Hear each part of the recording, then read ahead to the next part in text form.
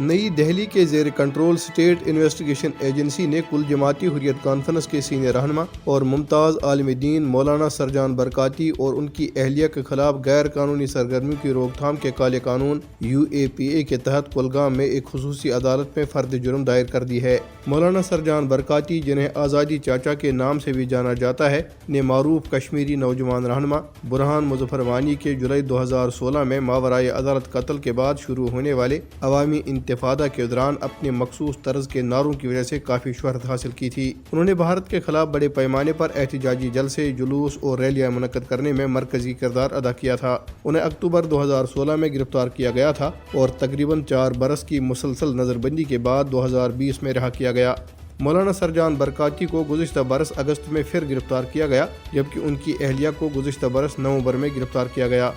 بدنام زمانہ بھارتی تحقیقاتی ادارے NIA نے مقبوضہ جموں کشمیر کے علاقوں کپواڑہ اور ہندواڑہ میں مزید 4 کشمیریوں کی جائیدادیں ضبط کر لی ہیں۔ جن افراد کی جائیدادیں ضبط کی گئی ہیں ان میں منیر احمد بانڈے، آفاق احمد وانی، عبد المومن پیر اور سلیم اندرابی شامل ہیں۔ نریندر مودی کی زیر قیادت بھارتی حکومت نے اگست 2019 میں مقبوضہ جموں کشمیر کی خصوصی حیثیت غیر قانونی طور پر ختم کرنے کے بعد مختلف بہانوں سے کشمیریوں کے گھر، اراضی اور دیگر جائیدادیں چھیننے کی مہم شروع کر رکھی ہے، جس کا واحد مقصد تحریک آزادی سے وابستگی پر انہیں سزا دینا ہے۔